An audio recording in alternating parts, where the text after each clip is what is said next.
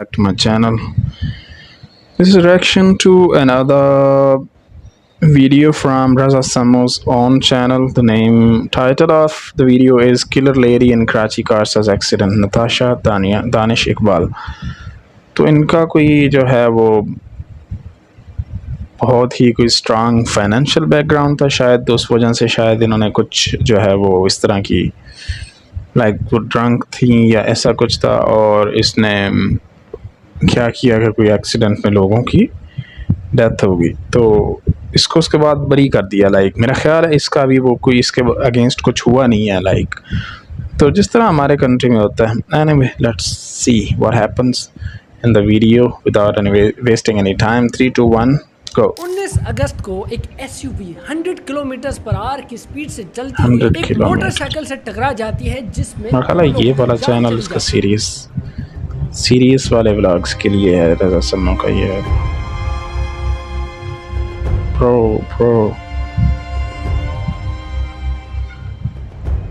अच्छा, ये उनका चेक करो उसका यार, इमरान आरिफ और उनकी बेटी आरिफ सर्विस लेन, जहाँ पे 30 से 40 किलोमीटर की स्पीड लिमिट होती है, वहाँ पे 100 किलोमीटर पर आवर पे ये गाड़ी आखिर क्यों चल रही थी। इस बात का जवाब एक्सीडेंट वाले दिन तो नहीं मिला, लेकिन एक्सीडेंट के 1-2 दिन बाद ही सीसीटीवी फुटेज आ गई, जिससे क्लियरली पता चल जाता है कि इस गाड़ी में बैठी हुई जो ड्राइवर है नताशा इकबाल, वो पहले एक पार्क्ड गाड़ी को ठोकती है, उसके बाद पीछे आते हुए 2 बाइक वालों को ठोकती है, उनको गिराती है और फिर वो इस सीन से फरार होने के लिए गाड़ी को भगा देती है। यानी अब वो गाड़ी को इतना तेज भगाती है कि आगे से एक और मोटरसाइकिल को वो हिट करती है, और उस मोटरसाइकिल पे होते हैं 2 सवार, इमरान आरिफ और आमना आरिफ।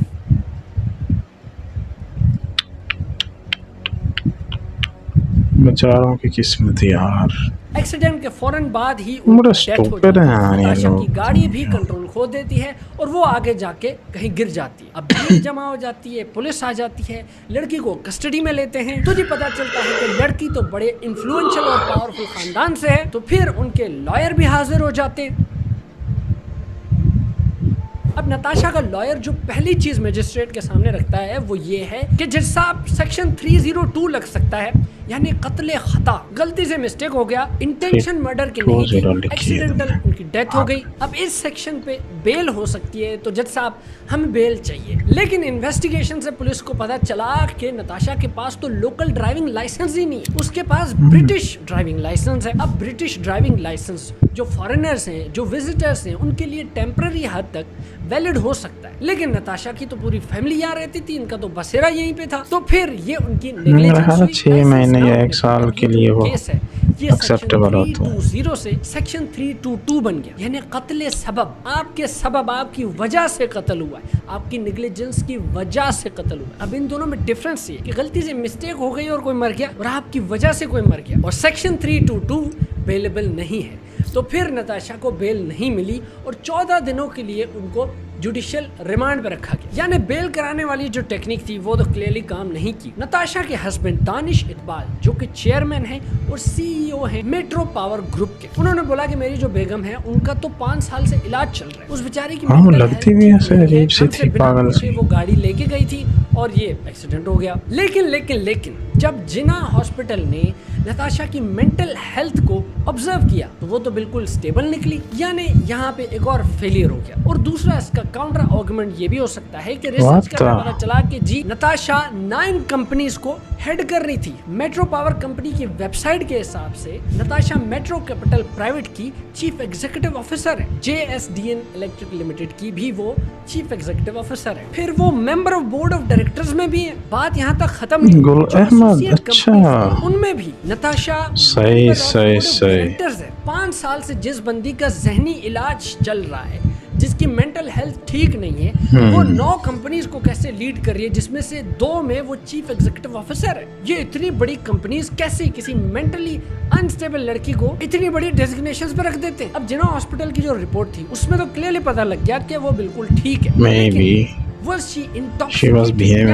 नशे में थी।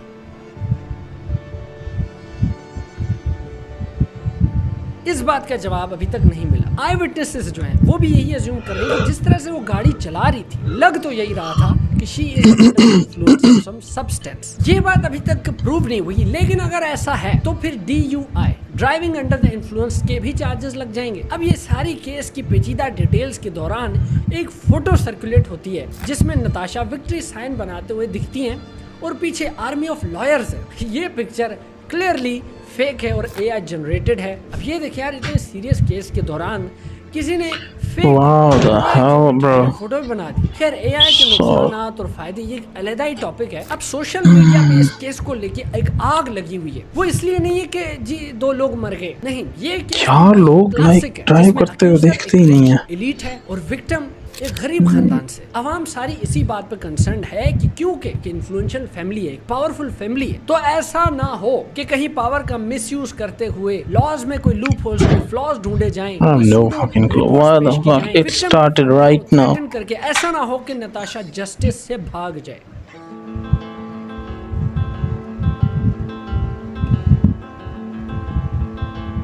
चेक करो यार।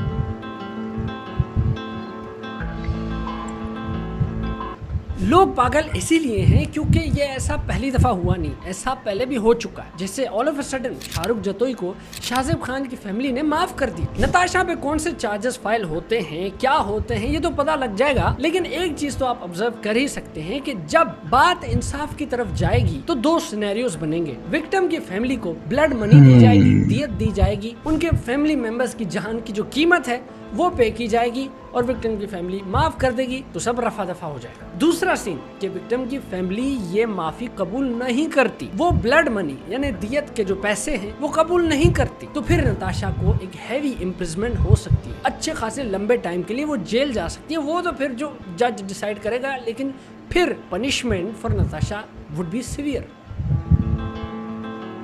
कारसाज, अच्छा है कारसाज एक्सीडेंट, नाम भी ऐसा है ना, लाइक हिस्टोरिकल टाइप वो जगह है कोई ना।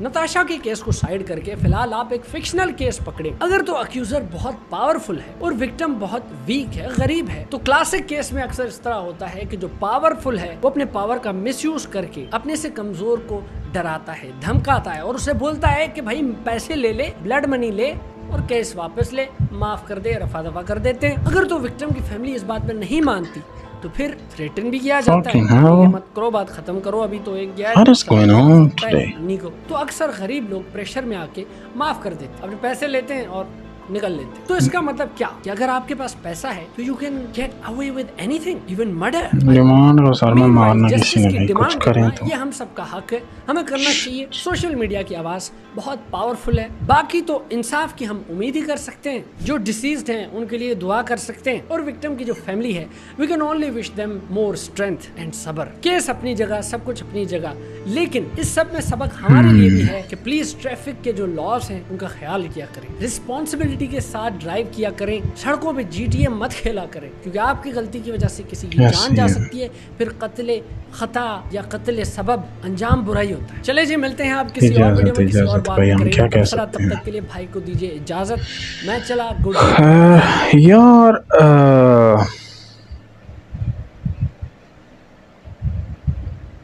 इस चीज़ पे ना लाइक मुझे तो लगता है कि इस चीज़ पे ना कंटेंट बनाना भी ना ऐसे लगता है कि जैसे हराम की कमाई है। लाइक मुझे पर्सनली फील है इस वक्त, नहीं हराम नहीं, बात तो किसी ना किसी ने करनी है। अब इस तरह के लोग जो करते हैं बात, वो तो फिर भी बनता है जैसे रसम, क्योंकि वो इतनी रिसर्च करके चीज़ों को, अब उन्होंने इसमें जो पाकिस्तान का लॉ है वो समझाया कि ये चीज़ जो है वो 2-3 आर्टिकल्स उन्होंने समझाए और पॉसिबिलिटीज़ बताएं कि केस की क्या क्या हो सकती हैं।